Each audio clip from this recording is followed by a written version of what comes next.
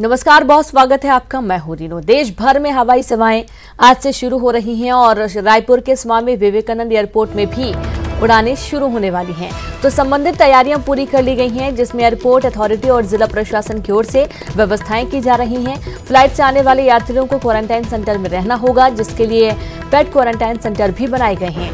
तो 7:55 पर पहली फ्लाइट कोलकाता से आएगी। 8:25 पर दिल्ली की फ्लाइट रायपुर पहुंचेगी। वहीं 8:30 बजे कोलकाता के लिए फ्लाइट रवाना होगी।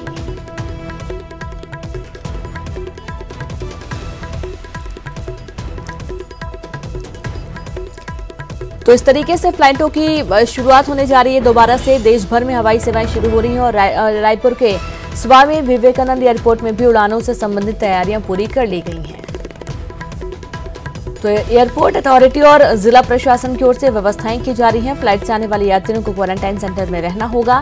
इसके लिए पेड क्वारंटाइन सेंटर भी बनाए गए हैं और आज कई उड़ानें रायपुर एयरपोर्ट से होंगी और कई जो विमान हैं वो उतरेंगे।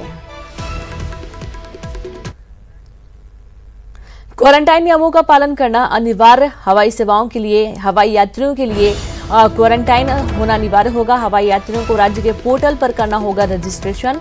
सामान्य प्रशासन विभाग ने दिशा निर्देश जारी किए हैं। नगर निगम को दिए गए दिशा निर्देश।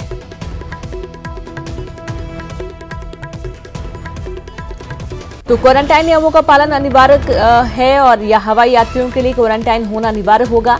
हवाई यात्रियों को राज्य के पोर्टल पर रजिस्ट्रेशन करना होगा। सामान्य प्रशासन विभाग ने इसके लिए दिशा निर्देश जारी कर दिए हैं। नगर निगम को दिशा निर्देश जारी किए गए हैं। तो खबर जहां पर रायपुर से हवाई सेवाएं आज से शुरू होने जा रही हैं और इसके चलते जो गाइडलाइंस है वो भी जारी कर दी गई हैं। रायपुर से खबर है, 5 नए क्वारंटाइन सेंटर बनाए गए। फ्लाइट और रेल से आने वालों को किया जाएगा अनिवार्य रूप से क्वारंटाइन। जैनम मानस भवन, निरंजन धर्मशाला, मनुआस रियल्टी, अग्रसेन भवन और सालासार रायपुर में ठहरेंगे यात्री।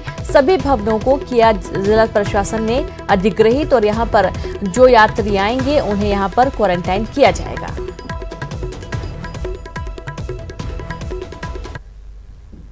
और रायपुर से खबर, नोडल अधिकारियों की नियुक्ति। जी हां, रेल, हवाई और अन्य साधनों से आने वालों पर नजर रखेंगे। एयरपोर्ट पर वरिष्ठ पुलिस अधिकारी सोशल डिस्टेंसिंग, सुरक्षा की करेंगे निगरानी। आइसोलेशन को लेकर सीएमओ को प्रभारी बनाया गया है। क्वारंटाइन सेंटर पर सीईओ निगरानी रखेंगे।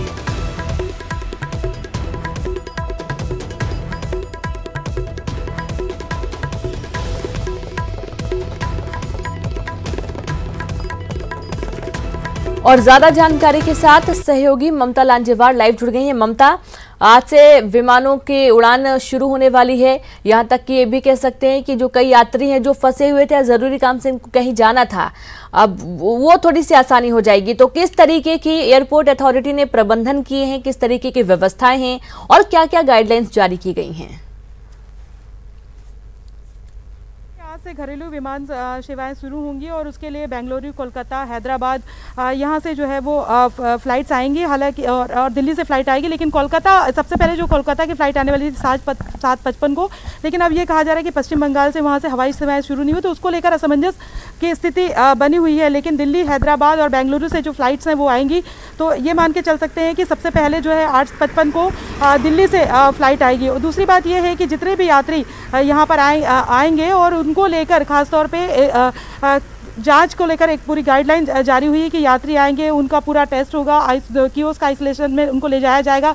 उसके बाद में पूरा टेस्ट उनका होगा। उसके बाद देखा जाएगा कि कोई लक्षण तो नहीं मिलता है, और लक्षण यदि मिलते हैं तो उसके बाद में 3 तरह के जो क्वारंटाइन है जो है वो किया गया है, उसकी व्यवस्था की गई है। चाहे होम क्वारंटाइन अगर व्यक्ति होना चाहता है और या पेड क्वारंटाइन होना चाहता है, या गवर्नमेंट के जो क्वारंटाइन सेंटर्स है वहाँ पे जाना चाहता है। और इसके लिए 5 जगहों को अधिकृत भी किया गया है। जिन जगहों को जो 5 एक्स्ट्रा जो जगहों को अधिकृत किया गया है वो जो है वो सामाजिक भवन है और पूरी व्यवस्था जो है, जिस तरह से नगर निगम प्रशासन है उनका कहना है कि पूरी व्यवस्था की गई है। इनफैक्ट जो ड्राइवर्स उनको लेने के लिए आएंगे, यात्रियों को लेने के लिए आएंगे, उनके नाम, पते, मोबाइल नंबर सब कुछ जो है उनके वो रजिस्टर्ड है और पास उन्हें दिखाना पड़ेगा, ई पास होगा, उन्हें ही एयरपोर्ट के अंदर आसपास जो है वो आने की परमिशन होगी। एक एक यात्री को लेकर जो अगर हम बात करें तो तमाम जो केंद्र सरकार का जो गाइडलाइंस है उसको तमाम को पूरा करना पड़ेगा। 14 दिन अनिवार्य रूप से क्वारंटाइन रहना पड़ेगा। अब देखना ये है कि स्वास्थ्य विभाग के जो अधिकारी है वो वहाँ पर तैनात है। एयरपोर्ट अथॉरिटी जो है उसके जो तमाम जो ग्राउंड स्टाफ है उनको अलर्ट रहने के लिए कहा गया है, और जो बैगेज वगैरह है वो एयरपोर्ट के जो स्टाफ है, ग्राउंड स्टाफ है, वो उसको देखेगा। और अगर मान लीजिए कोई ऐसा होता है कि संबंधित व्यक्ति जो है वो उसके अंदर भीतर सिम्टम पाए जाते हैं या संक्रमित पाए जाते हैं, कोई ऐसे लक्षण ऐसे लगते हैं कि वो कोरोना पॉजिटिव हो सकता है, तो उसका पूरा जो सामान है उसी एम्बुलेंस में उसके साथ में अलग से आइसोलेटेड किया जाएगा। इस तरह की पूरी व्यवस्था है। जी चलिए, शुक्रिया आपको ममता तमाम जानकारी के लिए। तो इस तरीके से, और एक खास बात है कि यदि आप एयरपोर्ट जाते हैं तो आपके मोबाइल में आरोग्य सेतु ऐप जरूरी होना चाहिए और उसे देखकर ही आपको एयरपोर्ट के अंदर एंट्री मिलेगी। अगली खबर का रुख करते हैं। मुंगेली के लोरमी नगर पंचायत के मणिकंचन केंद्र में भीषण आग लग गई और इस कचरा डंपिंग सेंटर में महीने भर में आग लगने की यह दूसरी बड़ी घटना है। मौके पर तत्काल लोरमी एसडीएम नवीन भगत और सीएमओ पुलिस टीम भी मौके पर पहुंची। आग लगने की वजह शॉर्ट सर्किट को बताया जा रहा है और आग बहुत भीषण थी। आग सरकारी शराब की दुकान की ओर बढ़ने लगी थी, लेकिन उसके पहले ही फायर ब्रिगेड की मदद से आग पर काबू पा लिया गया और बड़े नुकसान को समय रहते टाल दिया गया। वजह से आग लग गई है, आग पे काबू पा लिया गया है और आग लगने की वजह ये दोबारा हुई है और इसके लिए जानकारी हम लोग इकट्ठा कर ही रहे हैं। और यहाँ पे दमकल की पूरी टीम जो है आके खड़ी हो गई है और सब लोग, हमारी सारी टीम यहाँ पे नुकसान लगभग 1.5-2 लाख। झीरम घाटी के शहीदों को दी जाएगी श्रद्धांजलि। कांग्रेस मुख्यालय रायपुर में मुख्य आयोजन, जिला, शहर और ब्लॉक कांग्रेस मुख्यालयों में भी कार्यक्रम। शहीद कांग्रेस नेताओं, जवानों को दी जाएगी श्रद्धांजलि। सोशल डिस्टेंसिंग का भी पालन करना अनिवार्य होगा। मास्क पहनकर ही आना होगा कार्यक्रम में। कांग्रेसियों को श्रद्धांजलि कार्यक्रम में शामिल होने के निर्देश दिए गए हैं।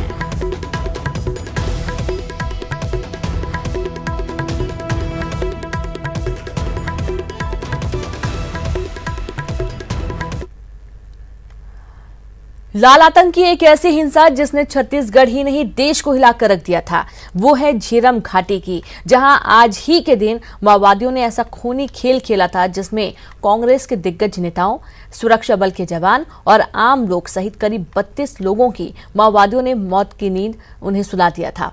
इस घटना को हुए 7 साल बीत गए हैं और अब तक उस घटना से जुड़े बड़े माओवादी लीडरों की ना तो गिरफ्तारी हो सकी है और न ही जांच एजेंसियों की कोई रिपोर्ट सामने आई है।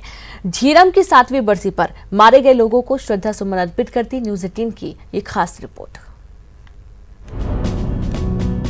25 मई 2013, जी हां, छत्तीसगढ़ के इतिहास का सबसे काला दिन, जब माओवादियों ने कातिलाना हमला कर कांग्रेस के दिग्गज नेताओं सहित 32 लोगों को मौत की नींद सुला दिया था। सभी सुकमा से लौट रही थी।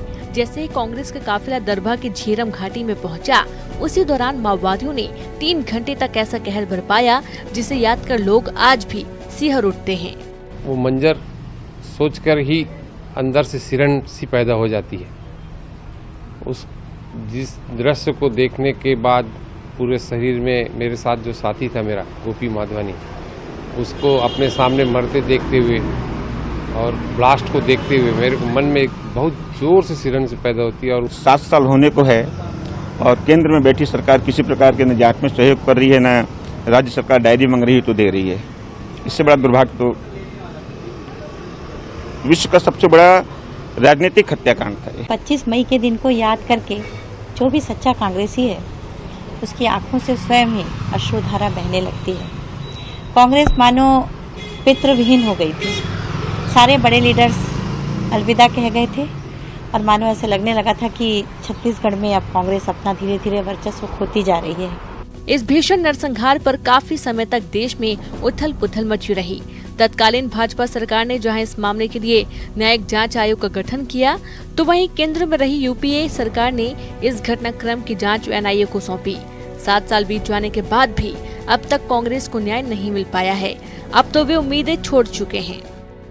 7 साल हो गए, लेकिन अभी तक तो सिर्फ जांच ही चल रही है। न्याय तो आज तक दिखा नहीं, और अभी भी ऐसा आगे लग नहीं रहा है कि संभावना भी नहीं है कि बहुत जल्द मिल जाएगा। सबसे ज़्यादा दुख इसी बात का है कि अब तक जांच चल रही है और अभी तक हमारे सामने कुछ ऐसे तथ्य नहीं आ पाए हैं, लेकिन पूरा विश्वास है संवेदनशील मुख्यमंत्री जी के ऊपर कि उन आत्माओं को जरूर, और साथ ही प्रदेश के लाखों करोड़ों जनताओं को ये विश्वास जरूर मिलेगा, जो भी इसमें दोषी है उसको सजा निश्चित रूप से मिलेगी। अभी तक न्याय नहीं मिला है। न्याय की आशा में आज पूरे कांग्रेस परिवार 7 साल से इंतजार कर रहा है। बहरहाल झीरम कांड की घटना पर आज तक ये सवाल आम लोग भी उठाते रहे हैं कि इतने बड़े हत्याकांड के पीछे वाकई नक्सली थे या फिर कुछ और, क्योंकि आम जनता जहां इस घटनाक्रम के पीछे का सच जानना चाहती है तो वही कांग्रेस नेता इसकी हकीकत। विनोद कुशवाहा, न्यूज़ 18, जगदलपुर। छत्तीसगढ़ में कोरोना की रफ्तार हुई और तेज। जी हां, रविवार को 36 नए कोरोना मरीज मिले हैं। प्रदेश में एक्टिव मरीजों की संख्या अब 185 हो गई है। कुल मरीजों की संख्या बढ़कर 252 हुई है। 67 लोगों ने कोरोना को मात दी है। जांच की संख्या पहुंची 52,000 के पार। 49,996 संदिग्धों की जांच रिपोर्ट नेगेटिव रही। 252 संदिग्ध पॉजिटिव पाए गए हैं। 3,307 संदिग्धों की जांच जारी है। बिलासपुर संभाग में सबसे ज्यादा 16,284 जांच हुई है। कोरबा जिले में 6,547 जांच हुई है।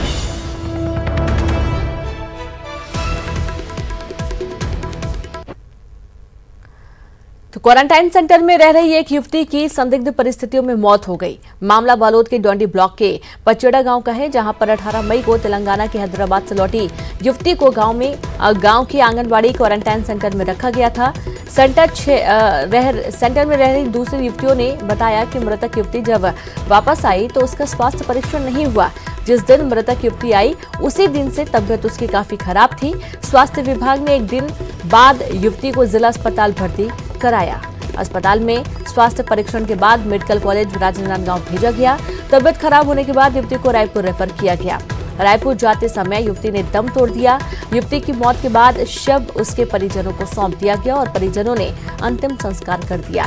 मृतक युवती का कोरोना सैंपल टेस्ट रिपोर्ट आनी बाकी है और अब बड़ा सवाल है कि अगर युवती की रिपोर्ट नेगेटिव आती है तो उसके अंतिम संस्कार के दौरान मौजूद पूरे गाँव वाले और परिजनों का क्या हाल होगा।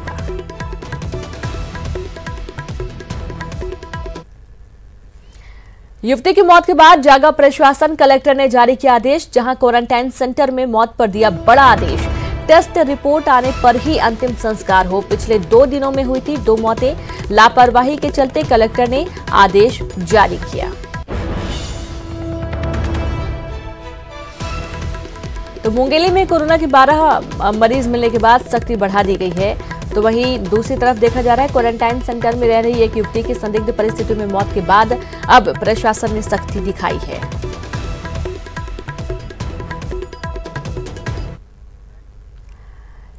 मुंगेली में कोरोना के 12 मरीज मिलने के बाद सख्ती बढ़ा दी गई है। कलेक्टर ने आज से फिर जिले में 3 दिन का टोटल लॉकडाउन करने की घोषणा कर दी है और मुंगेली में कलेक्टर सर्वेश्वर नरेंद्र भूरे ने पेंडारा कापा क्वारंटाइन सेंटर का दौरा किया। शनिवार को इसी क्वारंटाइन सेंटर से 5 कोरोना पॉजिटिव मरीज मिलने से हड़कंप मचा था। सभी संक्रमित मरीज को इलाज के लिए रायपुर भेजा गया। इसके अलावा कलेक्टर और अधिकारियों ने शहर में पैदल मार्च किया और लोगों से लॉकडाउन का पालन करने का अनुरोध किया।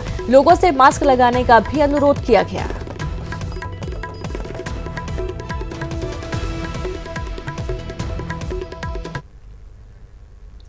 महासमुंद में रविवार का दिन जिले के लिए कठिनाइयों भरा रहा। प्रवासी मजदूरों के आवागमन के बीच दुखद समाचार मिले, जिसमें 2 अलग अलग मामलों में 2 संदिग्ध यात्रियों की संदेहास्पद स्थितियों में मौत हो गई।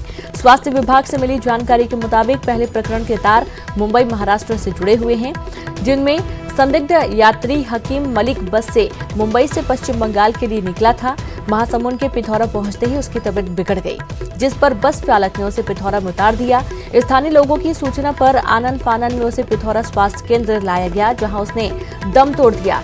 चिकित्सकों के मुताबिक प्राथमिक जांच में बुखार, उल्टी व सांस लेने जैसी तकलीफें देखी गई। वहीं दूसरे प्रकरण में भी कुछ इसी तरह के लक्षण दिखाई दिए, जिसमें संदिग्ध यात्री प्रफुल्ल स्वान गुजरात से ओडिशा जा रहा था और उसे महासमुंद रेलवे स्टेशन पर उतारा गया, जहां से एम्बुलेंस में जिला अस्पताल लाया गया, लेकिन उसने भी अस्पताल पहुंचते ही दम तोड़ दिया।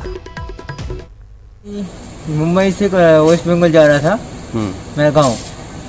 कहाँ पे तबीयत खराब है उनका? ये कौन है आपके, क्या लगता है? मेरे चाचा जी है। हाँ। इनका थोड़ा बुखार थोड़ा था। ठीक है, आज दोपहर से इसका ऐसे हुआ हालत। हाँ, थोड़ा फीवर था, उल्टी हो रही थी और सांस में तकलीफ हो रही थी, है ना। गैस्ट्रिक में था पेशेंट, लास्ट स्टेज पे था जी। अभी उसका क्या स्थिति मैडम? अभी एक्सपायर्ड हो गया है। तो इन दोनों घटनाओं में संदेहास्पद स्थिति है कि हो सकता है कि दोनों मरीज कोविड-19 संक्रमण से ग्रसित हों। तो इन दोनों मृत व्यक्तियों को सैंपल ले लिए गए हैं, उनके RT-PCR, और उनके साथ में जो व्यक्ति थे उनके भी सैंपल ले लिए गए हैं और उनको सुरक्षित मॉर्चरी में रखा। छत्तीसगढ़ के नेता प्रतिपक्ष धर्मलाल कौशिक ने एक सनसनीखेज बयान दिया है। उन्होंने कहा कि हम सरकार के भरोसे रहें तो मौत के मुंह में जाएंगे। वहीं छत्तीसगढ़ में कोरोना संक्रमण के बढ़ते क्वारंटाइन सेंटर में फैली अव्यवस्था और पंचायत स्तर में सरपंचों पर बढ़ते दबाव के लिए उन्होंने छत्तीसगढ़ की कांग्रेस सरकार और भूपेश बघेल को जिम्मेदार बताया है। इस बीच उन्होंने लोगों को केंद्र सरकार से मिले निर्देश और स्वास्थ्य विभाग के दिशा निर्देशों का पालन करने की भी सलाह दी है।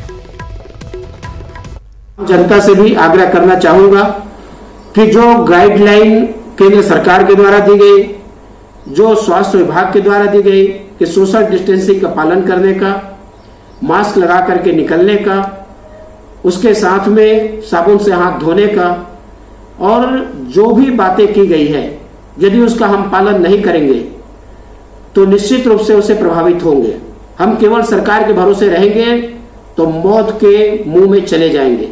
इसलिए भी हमारी भी जवाबदारी है कि हम उसका पालन करें और पालन करके अपने को सुरक्षित रखें, परिवार को सुरक्षित रखें, समाज हमारा ठीक रहे, ये हमारा भी प्रयास होना चाहिए।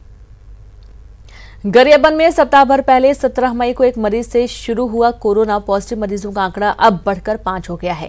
नया कोरोना पॉजिटिव मरीज देवभोग विकासखंड के धौराकोट गांव का बताया जा रहा है। रायपुर एम्स से जैसे ही मरीज के संक्रमित होने की जानकारी जिला स्वास्थ्य विभाग को लगी, विभाग तत्काल मरीज को रायपुर शिफ्ट करने और गाँव को सैनिटाइज और ट्रेसिंग करने के काम में जुट गया।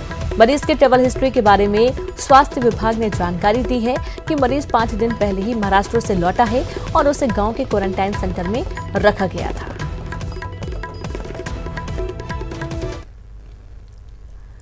कांकेर विधानसभा के कांग्रेस विधायक शिशुपाल सोरेन के प्रतिनिधि और अधिवक्ता सुनील गोस्वामी ने सोशल मीडिया में फर्जीवाड़े की खबर पोस्ट कर अपनी ही सरकार के कामकाजों पर सवाल उठाए। उन्होंने लिखा कि कोरोना संक्रमण काल में जिले के कुछ अधिकारी बचाव और व्यवस्था के नाम पर फर्जी बिल बाउचर से सरकारी राशि का आहरण कर रहे हैं और इस बारे में सुनील गोस्वामी ने अभी कुछ कहने से मना किया, लेकिन कुछ दिन बाद इस फर्जीवाड़े का दस्तावेज के साथ खुलासा करने का दावा किया।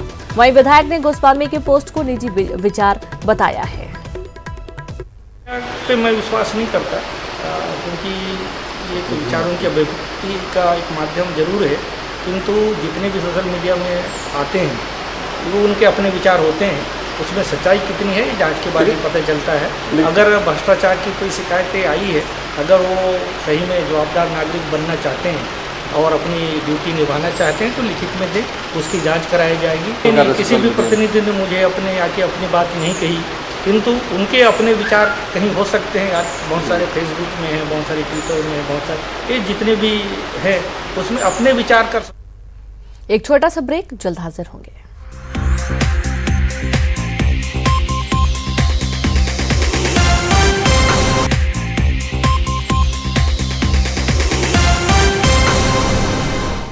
ब्रेक के बाद एक बार फिर से आप सभी का स्वागत है। आज मनाई जाएगी ईद। मुख्यमंत्री राज्यपाल ने बधाई दी है। सामूहिक रूप से नहीं अदा होगी नमाज, ईदगाह, कब्रिस्तान, मस्जिद में नमाज नहीं होगी। सभी अपने अपने घरों में अदा करेंगे नमाज। बालोद जामा मस्जिद बोर्ड की लोगों से अपील। मुंगेली में भी घरों में ही अदा होगी नमाज, तो वहीं लॉकडाउन के नियमों का पालन होगा। घरों पर ही रहकर मनाई जाएगी ईद। एक दूसरे को देंगे ईद और मुबारकबाद।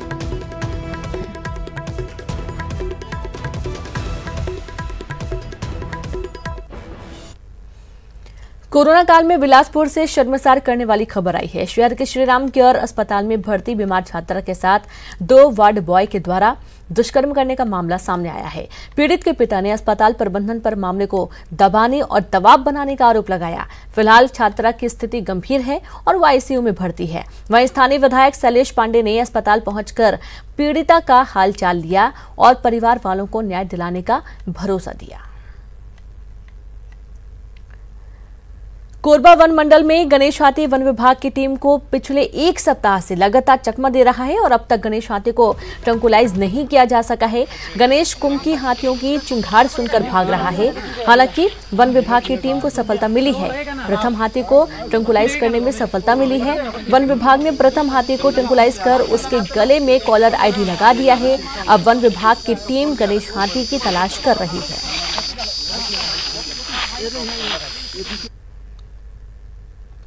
दिल्ली के मुख्यमंत्री अरविंद केजरीवाल ने अंबिकापुर ट्रैफिक पुलिस के प्रधान आरक्षक गांधीनगर निवासी देवनारायण नेताम को फोन किया है। दिल्ली के मुख्यमंत्री ने न केवल उनसे उनका हालचाल पूछा, बल्कि प्रवासी मजदूरों के लिए उनके द्वारा किए जा रहे कार्यों की सराहना भी की। सीएम केजरीवाल ने कहा कि आप बहुत अच्छा काम कर रहे हैं। प्रधान आरक्षक देवनारायण नेताम शहर के अंबेडकर चौक में ड्यूटी कर रहे थे और इसी दौरान उनके मोबाइल पर फोन आया।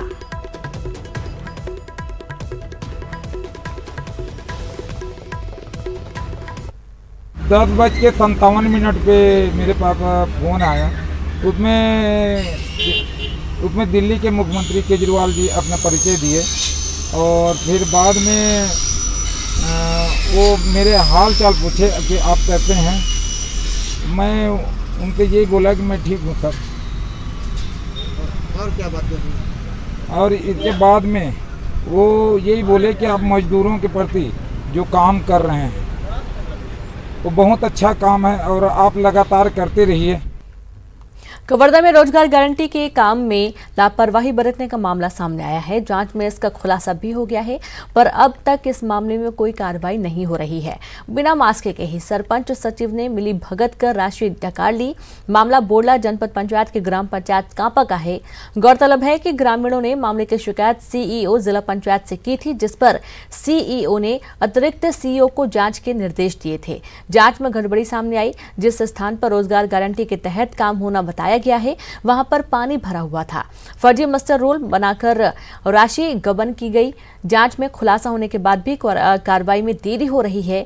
ग्रामीणों ने मांग की है कि जल्द से जल्द कार्रवाई होनी चाहिए। सरपंच पंचायत में और भी इसी तरह के काम कर रहा है, जिस पर रोक लगनी चाहिए। और इसी के साथ इस बुलेटिन में इतना ही। नमस्कार।